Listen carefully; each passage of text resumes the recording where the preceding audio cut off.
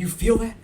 That is the heartbeat of the sports gambling world, and you're tuned in right now to the Jersey Kid Show. I am one of your hosts, Jimmy J, and to my right, well, this man needs no introduction. He is from the bowels of Brooklyn, New York, and Billabot Bakery, the Jersey Kid. Kid, Woo! how the hell are you, man? With an introduction like that, Jimmy, I'm ready to start doing sprints. But I'll tell you right now, it's going to be great. We've started the Jersey Kid Show, and we're going to have a lot of fun. With the legalization of sports gambling, everybody's getting involved. Jersey is buzzing like never before. From the boardwalk of Cape May all the way up to Hoboken, everybody's involved with sports and information and DFS fantasy. So you stay here, we'll get you the edge. You'll have fun with our information, and a lot of it will even be free. Stay tuned.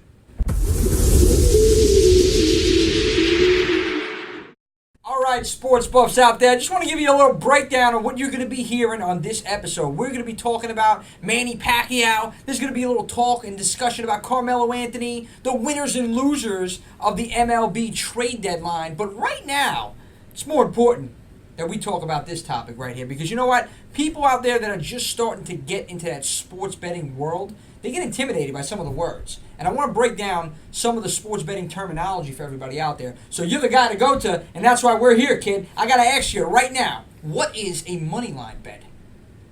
You know what? With the legalization of sports gambling, Jimmy, there's a lot of people that are starting to dabble in and become an avid sports fan rather than just a novice. And you know what? There's steps and things that you can do along the way to become better, help give you an edge. Basically, learning all the terminologies and understanding what they are, the different types of bets, parlays, reverses, straight bets, teasers, all these different types of wagers is important. But a money line bet is basically how much money you're willing to risk. It's the line that the bookmaker sets on how you're wanting to wager, whether or not you want to wager for the team to just win the game, or you want to give the points. So you take a Chicago Bulls game, let's say the line is -5 against the Philadelphia 76ers, instead of you laying 5 points because you got to win by 6 to cover the bet, you might say, you know what, I'll put up $180 to win $100. It's pretty heavy juice, but that's what I'm going to do. I'm going to take the Chicago Bulls just to win the game by 1 point. So basically a money line bet is just to win the game and not cover any type of a point spread.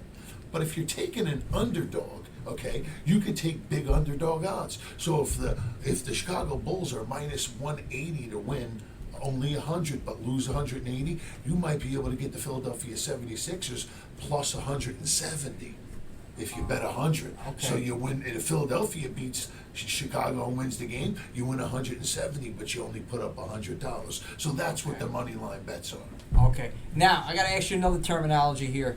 Over under. What's an over under bet? Well, there's different type of over-under bets. They could be the total score of a baseball game.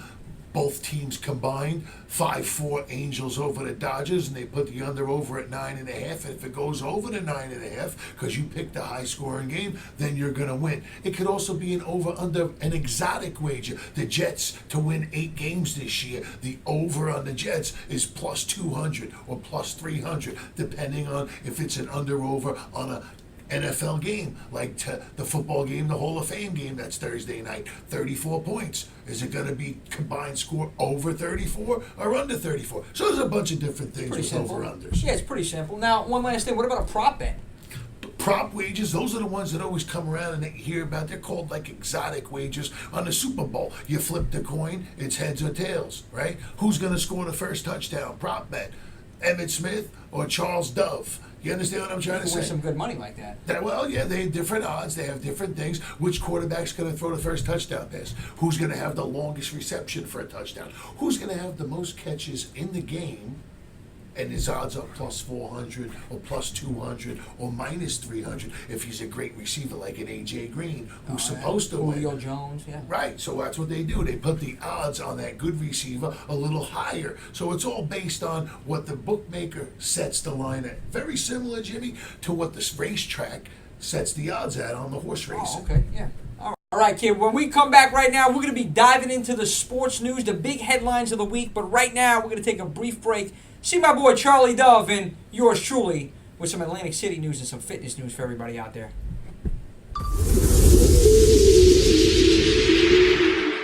Roll it. Let's go. Hit it again. We can still use this shit for something. All right, guys and girls, get ready because this is the 2-minute drill right now.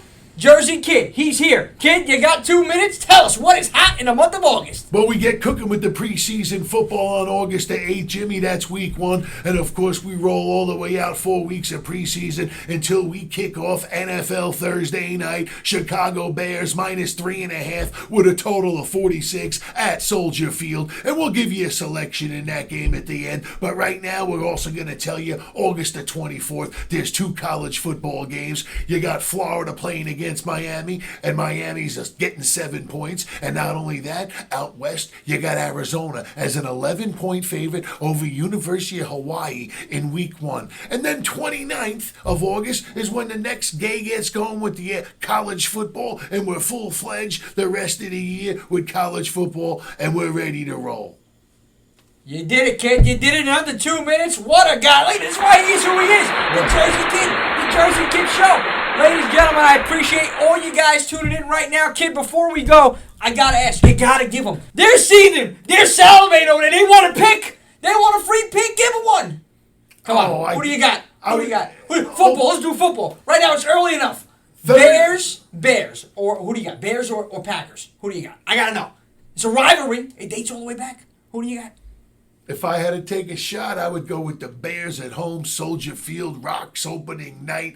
They find a way on defense to get it done, make Rodgers scramble a little bit. Maybe he's a little older now and he can't get away, and they cause a couple fumbles and they get a couple field goals early and hold on, potentially in a low-scoring 30-10 game.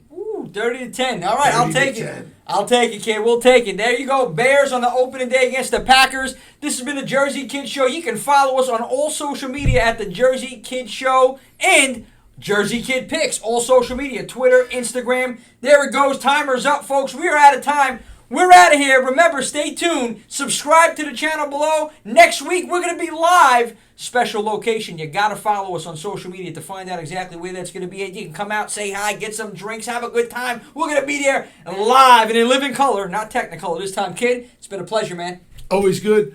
Love having you around. We got a lot of fun stuff coming with the show. We got a lot of talented guys that we're bringing in. You're going to like all the people that we're bringing in because they are talented and fun. Can't wait. Can't wait. Stay tuned.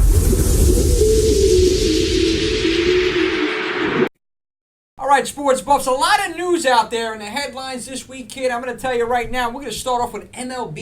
And, kid, I got to ask you, yesterday, the trade deadline, MLB, it ended. Who came out on top? Who were the winners and losers? You know, this is a personal opinion for everybody, but I got to tell you, I mean, most of these teams just moved around pitchers. I mean, the Astros got 3 pitches, okay? The Mets got Stroman, and they wound up holding on to Syndergaard, and there's a couple of teams out there, like the Cubs got Castellanos from Detroit, but I don't think there was any blockbusters. Nothing major went down, but, you know, I think Zach Greinke probably getting traded is the biggest thing and the biggest news of all, and I'm expecting the fact that Zach Greinke is going to really, really do, astronomical job helping the Astros, potentially win another World Series. So, but not that many teams did anything big, Jimmy. I think everybody stayed status quo. The Yankees weren't going to give up the farm. They decided they weren't going to bite on anybody's ridiculous, ludicrous offers, so they didn't do anything. And the Mets, believe it or not, the hottest team in baseball, winners of 6 in a row, pulled off the biggest surprise when they cornered the market by taking Stroman in the big trade, okay? And then all of a sudden, nobody wanted to trade anybody anymore. So I think the Mets, believe it or not, actually won something for the first time in a long time. Wait a minute, is that why you're wearing that orange shirt today? No. Sporting Just giving you the God's honest truth, Jimmy. I think the Mets and the Astros made the moves for both teams wanting to maybe make it to the World Series. And I got to tell you, I think the Mets got to be one of the favorites right now to win a wild card. They've put it together. I believe they're 17-5 or 16-5 since the All-Star break, and they're clicking on all cylinders. Somehow, some way, they were going to bring Girardi in. They had him in a couple of times, to talk, and they had him on the TV shows and this and that, and kept the heat a little bit on Mickey Callaway. But somehow Callaway has rallied the troops, and the Mets are playing good right now. And I'll tell you, the Mets, my wife's favorite team personally, but mine, I'm not going to answer that on camera. She's going to see this kid. I don't want any trouble when I go home. But we're moving along from MLB to NBA right now. I don't know if you know what's going on with Carmelo Anthony, but, oh, man, it's a total debacle over there right now. You look at it, he's healthy. His trainer's saying he's good to go. He's ready to get back in there. But the NBA, the league officials are saying otherwise, man. I mean, the Knicks are interested in him. Hey, listen, if I'm the Knicks, I'm willing to open up and listen a little bit because he's not going to be a starter. He's going to really come in as a role player and a mentor for a lot of young kids and work with the kids on how to shoot the ball because he's a great shooter. Never really great when he was putting the ball on the floor and taking it to the hole, but he had a dead red shot, especially behind the three because most of the time that's all he ever shot. But Carmelo still has a little bit to bring to the table. They've blackballed him, for some reason, and everybody's got their opinions of why. But I think if the Knicks can get Carmelo, or Carmelo can get the Knicks to listen as a kind of homecoming, a place to retire, I would love to see Carmelo coming off the bench because he scores, Jimmy, in spurts. 14, 16, 17 points in a quarter. When he's on, he's on. Yeah, when he's on, and he is a little bit of a, I don't want to say selfish player, but he's a me player a little bit, and he wants to take the most shots when he's on the floor, and sometimes that's what you need when you get 2 or 3 of your starters out and you put them on the bench to rest. You bring a guy in that's not afraid to shoot. He's a grizzled veteran. He can hit the three. He's lethal from the foul line. He's just a little old right now, and I don't think his defensive skills are there, and quite honestly, he doesn't like to really put the ball on the ground. Every time he puts the ball on the ground to take it to the hole, it seems like he stumbles, he bounces it off his feet. He's nervous, like he gets nervous, right? But he was always a solid player for the Knicks, but he was a little bit of a ball hog, but he would be great for the Knicks coming off the bench, and I know New York would love to have him back. All right, listen, I'll tell you the truth. The Knicks are, desperation mode, maybe. I don't know, maybe to take anybody, but that's my opinion. Even if he comes back for a one and done, I'll be happy just to see him retire on the Knicks. But moving along here now, NBA, total opposite here. We're going to boxing right now. Did you see that Pacquiao fight with Thurman? Pacquiao, unbelievable. The man is 40 years old. If I can move like that when I'm that age, oh man, I hope. Listen, he's definitely a gem in the boxing world, okay? And, he's had some great battles with Mayweather, and you know what? He looked like he may be heading for another one. I'm not much of a boxing connoisseur, but I will watch the big fights, and I do enjoy them, just like I enjoy the UFC and the MMA. And don't forget, we got the UFC and the MMA on the 17th. Cormier, I believe it's UFC 241. Cormier against Miocic is coming up. They're going to have that down at the Money Line in Atlantic City. They're having a big party down there for that. So the Miocic fight against Cormier is going to be something. I didn't mean to get off track, but I just wanted to bring it up. Listen, you got it. That's going to be a great fight. Yeah, so, but getting back to Pacquiao, he's definitely a legend. He's one of the top fighters of all time. He might retire someday with 75 wins. He's getting close. Man, he's 67-7-2. And you look at that, he came into that fight, Thurman, 29-0-0. His first defeat, and it went the full distance. After that first round knockdown, okay, he stood the distance, okay, Thurman did. And then at the end of the fight, the judges, 2 judges, from what I understand, it was 115 to 112. They scored Pacquiao. And then the other guy, I believe, had it in favor of Thurman. But you know what? I can see a rematch. I would love to see a rematch between these two. Listen, it was a great fight. Pacquiao definitely came out in the early part of the fight and set the momentum, but don't forget, he's a little older, so he ran out of a little steam after the 5th to 6th, and that's where Thurman came on and caught up with him a little bit, but it wasn't enough to knock out or knock down or defeat on the scorecard, a 3 or 4 time world champion Pacquiao. I mean, if you're going to beat Pacquiao, most judges are going to say, for his heart and his grit and his soul coming back at his age and fighting the way he is and being a champ his whole life, you're going to really have to knock a guy like that out to get the win. 100%. And one last question on this while we're on the topic. Do you want to see a Pacquiao-Mayweather fight again? Would you like to see it? It's a moneymaker. Here's the thing. I mean, neither guy really is strong enough to knock the other one out. Yeah. It's probably good. So it's another one of those long fights where Mayweather dances and does enough, and Pacquiao can catch him here and there and maybe get him dazed. But Mayweather's the greatest of all time. So how can you go against Mayweather in a rematch? I mean, so yes, it would be a fight that the world would love to see. I personally would love to see it, but you know what? Honestly, let's be honest. Mayweather's just a step above Pacquiao. I gotta agree with you there, kid. That's why you are who you are. And one last thing, we're approaching the NFL season right now.